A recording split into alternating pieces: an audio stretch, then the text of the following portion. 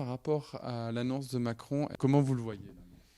Ben écoutez, ce que moi je souhaite et ce que j'espérais en fait de cette sortie à Belfort, à quelques kilomètres de Fessenheim, c'est que le président Macron ait une parole pour Fessenheim et inscrive Fessenheim dans le nucléaire du futur et dans le nouveau programme nucléaire français. Et donc après EPR, j'ai quelques doutes sur la faisabilité de mettre deux EPR à Fessenheim, ne serait-ce que pour la géopolitique et pour la proximité de l'Allemagne, qui est quand même très réticente, plus que réticente, même très opposée à l'atome en général et aux centrales nucléaires en particulier.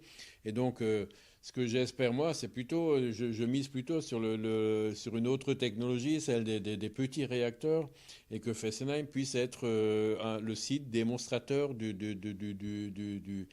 petit réacteur français. Donc, voilà, je pense que ça sera plus acceptable pour la population et même pour nos amis allemands, même s'ils vont être opposés, même sur les SMR, comme ils sont opposés au technocentre. Mais bon, pour autant, je pense que c'est plus raisonnable et c'est plus réaliste. Et je préfère tabler sur cette technologie. Est-ce que c'est pas un coup dur? Justement, il y a 2 ans, on a fermé la centrale et tout d'un coup, on veut en y réouvrir. C'est quoi cette politique? Oui, bien sûr. Bon, c'est totalement incompréhensible et on voit bien que faire fermer Fessenheim était complètement insensé. Et puis c'est une vraie faute.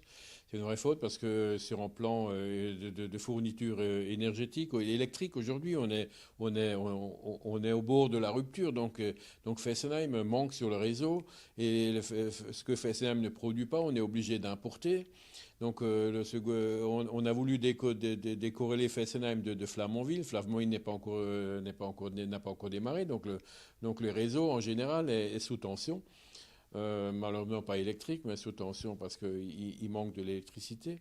Et donc effectivement, ce revirement est salutaire pour le nucléaire en France, pour la filière nucléaire en France, qui est quand même la deuxième filière industrielle française, avec plus de 200 000 emplois occupés. Donc c'est extrêmement important d'avoir une visibilité. C'est important aussi pour les 19 sites de production. Dans 19, j'inclus Fessenheim, puisque bon, pour moi, les 19 sites doivent avoir une suite industrielle, une suite de production électrique, y compris Fessenheim. Fessenheim, donc la centrale a fermé il y a 2 ans. Qu'est-ce que ça veut dire aussi au niveau local et aussi financièrement? Bah écoutez, financièrement et localement, effectivement, il y a des conséquences qui vont encore arriver, puisque le deuxième choc, ça va être en 2023, donc quand il y aura effectivement la deuxième baisse d'effectifs sur le site. Donc on va reperdre 300 emplois sur le site. Donc ça fait aussi une population en moins sur la commune qu'il va falloir renouveler.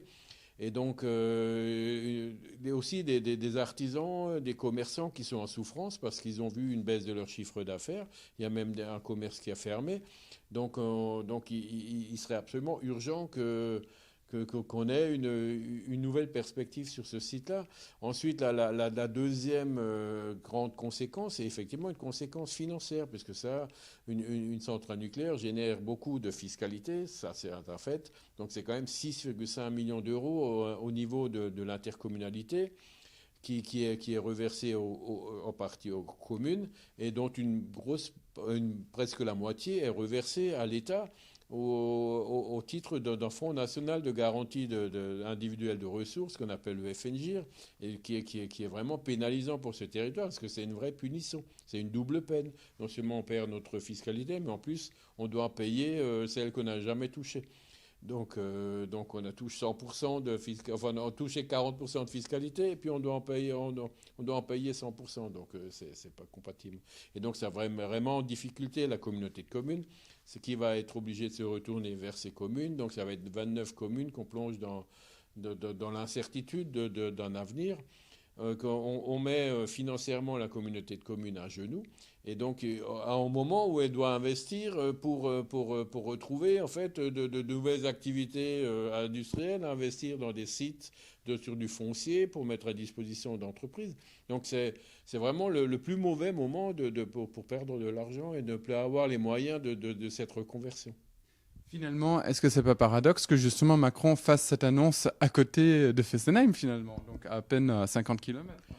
Oui, oui, bien sûr. C'est clair et sans un mot pour Fessenheim. Donc c'est vrai que venir à Belfort sans parler de Fessenheim, c'est quelque part méprisant. J'estime que c'est méprisant. On est méprisé. On est vraiment les laissés pour compte de cette transition énergétique. On est les oubliés, les sacrifiés. Donc il serait maintenant urgent et j'osais espérer quand même que le président ait cette clairvoyance et cette lucidité de parler de Fessenheim aujourd'hui à Belfort. Il ne l'a pas fait. C'est malheureux, je le regrette et c'est dommage. Est-ce que son discours n'est pas 2 à 3 ans en retard? Parce que 2 ou 3 ans avant, bah, on aurait pu encore garder Fessenheim. Oui, c'est clair. Alors ce discours, bien sûr, on aurait préféré qu'il le tienne au début du mandat et qu'il renonce à la fermeture de Fessenheim, ce qu'on espérait de quelqu'un de pragmatique et qui a une certaine vision de l'avenir et qui est jeune. Je veux dire, donc, c'est totalement incompréhensible qu'il ait tenu cette promesse de François Hollande.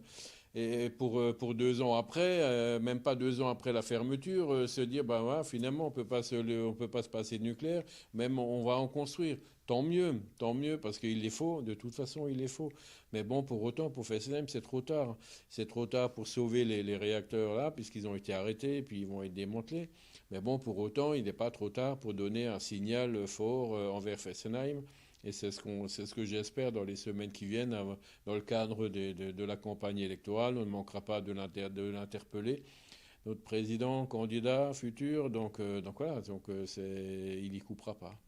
C'est quoi le sentiment dans la population, éventuellement de trahison Comment on peut percevoir? Oui, enfin bon, effectivement, la population, elle est plutôt sceptique, elle ne comprend pas, quoi. Je veux dire, on ne comprend pas, elle est en colère parce que finalement, on sacrifie un site qui était exemplaire à tout point de vue, hein, donc qui était certainement de quelques semaines ou quelques mois la plus âgée du parc, mais pour autant, c'était une des plus entretenues qui était toujours dans le haut du panel des centrales les bien tenues en termes de sûreté, en termes de sécurité pour la population, en termes d'entretien, qui avait fait tous les travaux post-Fukushima. Donc c'était vraiment pas une centrale à fermer. D'ailleurs, il n'y en a aucune à fermer en France, mais encore une fois, Fessenheim, rien ne justifiait la fermeture de Fessenheim. Quelle était l'idée justement pour remplacer la centrale nucléaire de Fessenheim? Alors effectivement, un des projets qui est industriel sur le site de la centrale, porté d'ailleurs par EDF, est le recyclage de métaux très légèrement radioactifs, donc très légèrement irradiés, dans ce qu'on appelle des TFA, très faible activité. Et donc, qui sont de grosses pièces métalliques qui aujourd'hui, à défaut de recyclage, doivent être stockées en fait sur des sites. Et si rien n'est fait, ces sites vont être, de stockage vont être rapidement débordés. Enfin, ils vont être insuffisants. Donc, sauf à créer de nouveaux sites de stockage, tout cet acier qui va finalement être stocké, qui est quasiment pas radioactif ou ça n'a pas d'intérêt. Donc aujourd'hui, le projet du Technocentre, c'est de dire finalement cet acier, on peut le remettre en circulation, donc c'est l'économie circulaire aussi, c'est réduire la masse de matière à stocker donc, sur les centres de stockage. Et puis, donc, ça permet aussi de créer de l'emploi à Fessenheim. Donc, c'est 150 emplois. C'est un site industriel qui n'est plus un site nucléaire, mais ce sera un site classé au titre de l'environnement. Donc, un ICPE, ce qu'on appelle un ICPE, donc une installation classée au titre pour l'environnement. Et donc c'est en commune mesure avec une centrale nucléaire, mais simplement, effectivement, il y a un petit peu de ces grosses pièces métalliques qui circulent, qui vont être fondues. Donc la technologie consiste à séparer la partie, de concentrer la radioactivité sur une partie du lingot, et l'autre partie du lingot, qui est propre, et peut être remis en circulation. Donc c'est plutôt vertueux. Donc je ne comprends pas que les écologistes soient contre ce beau projet.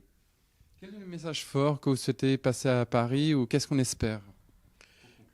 Alors maintenant, pour conclure, ce qu'on espère et ce qu'on va travailler pour, c'est d'avoir une position du président de la République sur l'avenir de Fessenheim, un avenir de production électrique à Fessenheim.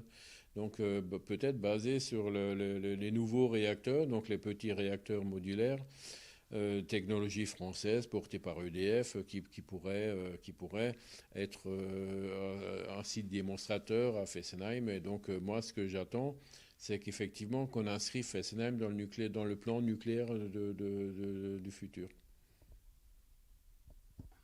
Merci beaucoup.